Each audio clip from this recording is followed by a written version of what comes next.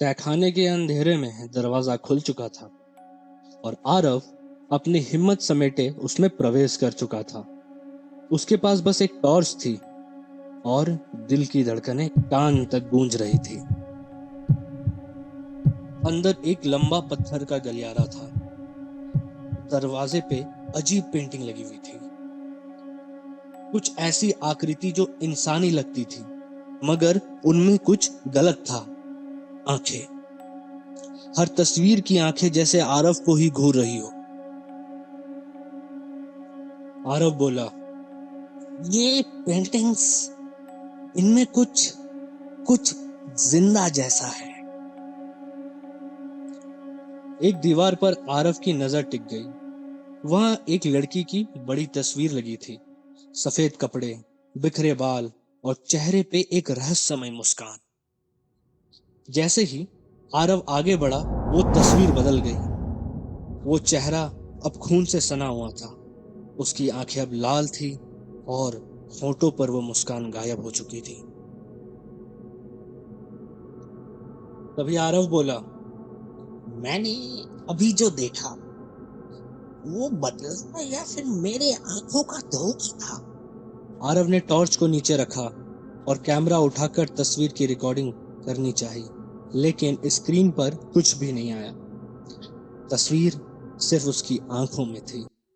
फिर अचानक पीछे से किसी की दौड़ने की आवाज आई। एक लड़की की परछाई पास से गुजरी। उसके बाल हवा में उड़ते हुए आरव के चेहरे से टकराए। आरव पलटा, पर वहां कोई नहीं था, मगर हवा में अभी एक मीठी खुशबू थी और एक ठंडी कंपन।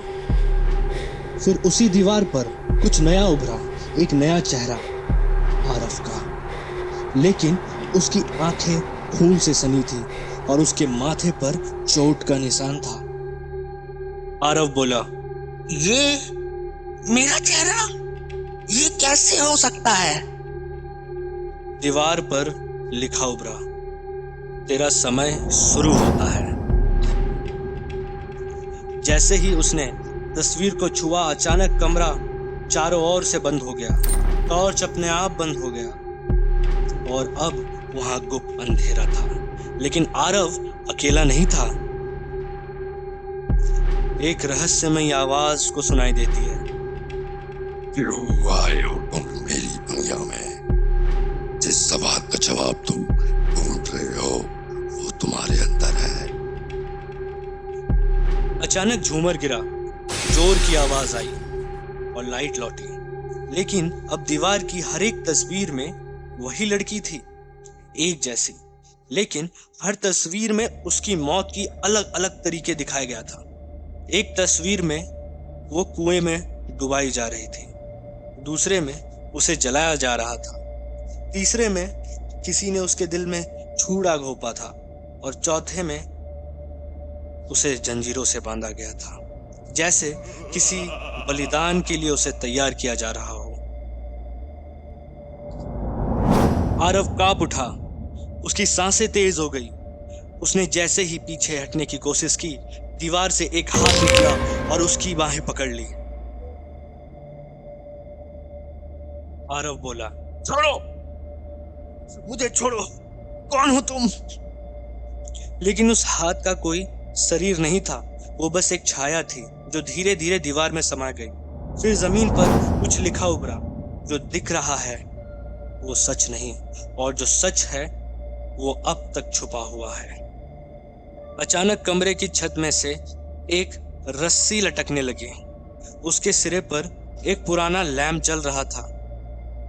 उस रोशनी में आरव को एक नक्शा दिखाई दिया, हवेली का नक्शा, और उसमें लाल बिंदु था एक अगले कमरे का।